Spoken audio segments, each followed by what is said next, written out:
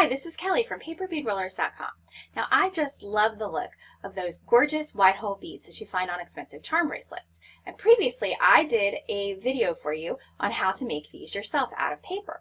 Well, today I'm going to do another video to show you how to make a wider, fatter version of these large hole beads. So you'll have a little bit of variety in your bracelet beads. Let's get started.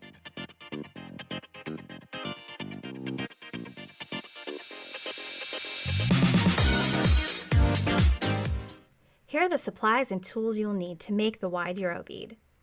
A 3/16 inch paper bead roller, which is the one with the lavender handle. Regular white glue for rolling the beads. Judikins diamond glaze or a glaze of your choice. A paintbrush. Grommets that are 4mm in size. And some Aileene's tacky glue for putting in the bead cores. I have links to most of these supplies in the video description so you can find them easily. Choose a paper.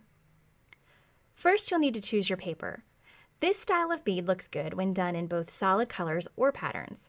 If you choose to go with solid colors, you can use colored cardstock, or you can use white paper and paint it after it's rolled into its final bead shape. If you want a multicolored or pattern bead, it's best to choose a pattern that is highly contrasting colors in a smaller pattern. If your pattern is too large, you won't see all of the colors. This one is perfect. It's got lavender, gold, some orange, and some teal. This high contrasting white dots on black also looks great in this style of bead. There is one thing you'll need to know. If you choose a paper that has a white core, you'll need to color the edges before you roll them, or the white edges will ruin the look of your bead. Unfortunately, a lot of pattern papers have white cores. I've linked a video in the description where you can see my best technique for getting rid of those white edges. To get a bead that looks exactly like the ones I've made here, you'll need to choose a paper that is 65-pound weight. If you use paper of a different thickness, your bead will probably turn out just fine, but it will have a slightly different shape than mine. Don't be afraid to experiment. That's part of the fun. Now you'll cut your paper strips. You'll need to cut 3 different strips for each bead. Here are your sizes. Strip 1 is 5/8 of an inch at both ends, so the same size all the way across. Strip 2 is 5/8 of an inch at one end and 3/8 of an inch at the other, so it's going to have a slight taper. And then strip 3 is 3/8 of an inch at one end and 1/8 of an inch at the other. If you have a paper cutting machine like the Brother ScanNCut or the Cricut and you'd like the template for this type of bead, you can purchase it from paperbeadrollers.com. The link is below in the description of the video.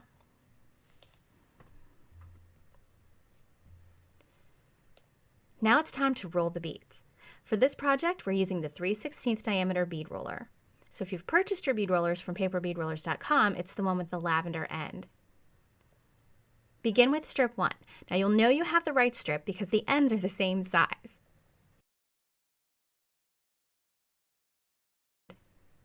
It's important that you use a tool that is the same diameter as the metal bead cores that we'll be adding later. The 3/16 inch roller corresponds to a 4mm bead core.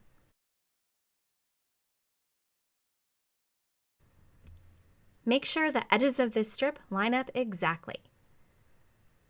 These beads are a little more difficult to adjust after the fact, so I try to get my wrap exactly right as I'm rolling them. Now we'll do strip 2.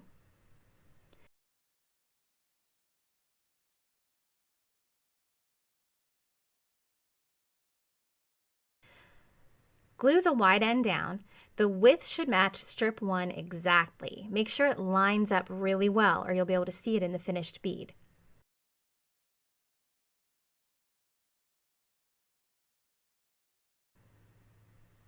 Make sure to keep the strip centered as you roll.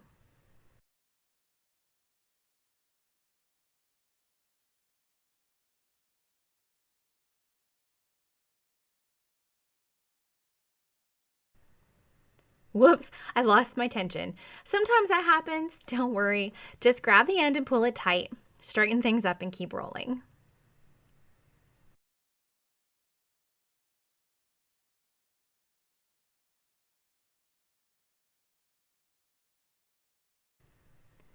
Now we'll glue the end down and we'll start strip 3.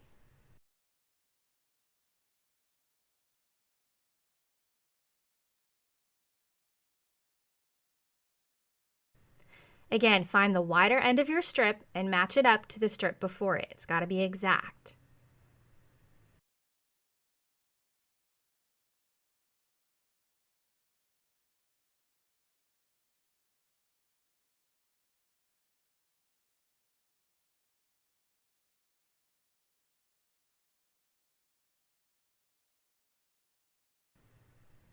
Keep this strip centered as well.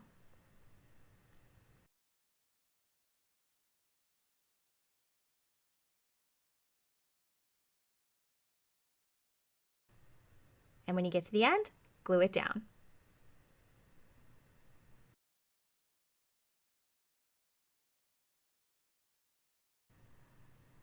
Now you can pop the bead off of the roller.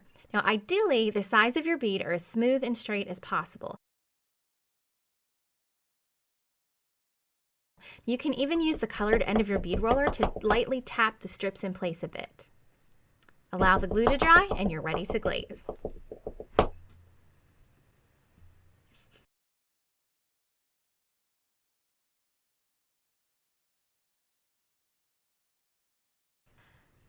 To glaze the bead, I'm using Judikins Diamond Glaze. It makes the bead hard and shiny. Squirt some into your paint palette. I place my beads on a bamboo skewer and use the paintbrush to apply the glaze. I like to use a flat edge brush because it gives me more control when I'm glazing near the bead core. Now on the thinner version of this bead, I do 2 coats of glaze, but on this wider, smoother surface, I think it looks better with 3 coats of glaze. So go ahead and apply all 3 coats, allowing the glaze to dry completely in between.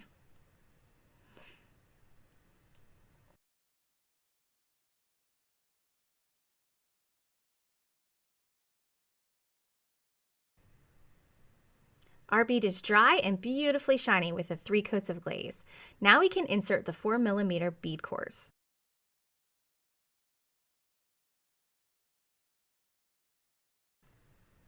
I'm using Aileen's Tacky glue for this. Now you can use regular school glue if you'd like, but I feel like the Tacky glue is a little bit stronger.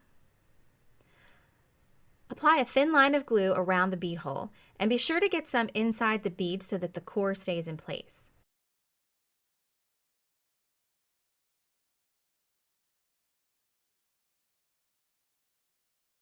You can wipe off any excess glue if you'd like.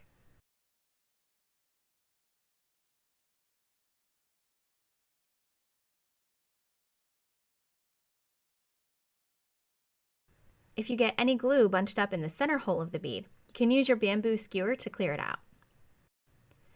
Allow the glue to dry completely, and now you have beautiful, fat Euro style beads to make yourself a gorgeous piece of jewelry.